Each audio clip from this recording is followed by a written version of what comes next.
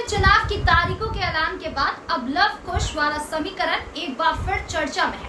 मतलब बिहार की दो जाति कुर्मी और कोयरी का वोट बैंक, जिसे सामान्य तौर पर नीतीश कुमार का परंपरागत वोट बैंक कहा जाता है, लेकिन अब चुनावी माहौल में इसकी नई सिरे से चर्चा है।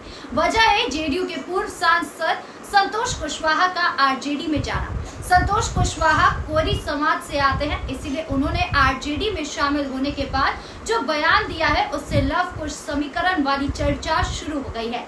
पहले उनका वो बयान जान लेते हैं, फिर आपको लव कुश वोट बैंक वाला पूरा गणित समझाएंगे। संतोष कुशवाहा के अनुसार जेडीयू अब लव कुश वाली पार्टी नहीं है, यानी जेडीयू के पास अब कुर्मी के साथ कोयरी जाति का वोट बैंक नहीं है, जिसके दम पर नीतीश अब तक सत्ता पाते रहे हैं। माना जाता है कि लालू यादव के एमवाई यानी मुस्लिम यादव के वोट बैंक को तोड़ने के लिए नीतीश ने कोयरी कुर्मी वोट बैंक का सहारा लिया था।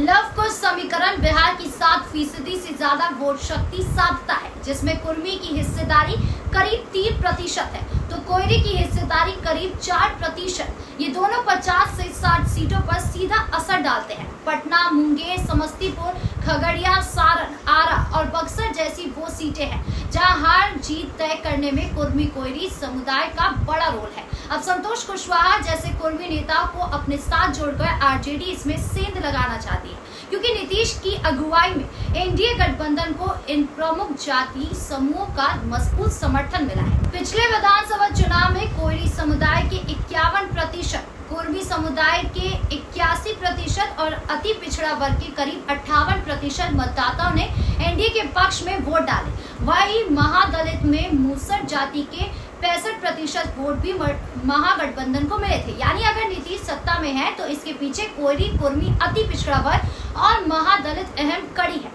पिछले कुछ वर्षों में आरजेडी की अगुवाई वाला महागठबंधन इसी कड़ी को कमजोर करने में लगा है। इसलिए पूर्व सांसद संतोष कुशवाहा की पार्टी बदलने को सिर्फ एक नेता के पार्टी बदलने से ज्यादा देखा जा रहा है। ये नीतीश कुमार के वोट बैंक को कमजोर करने की कोशिश है। इससे पहले लोकसभा चुनाव में भी महागठबंधन ने 8 कुशवाहा उम्मीदवार उतारे थे। कोयरी समाज के कई बड़े नेताओं को आरजेडी के साथ जोड़ने की कोशिश हुई थी।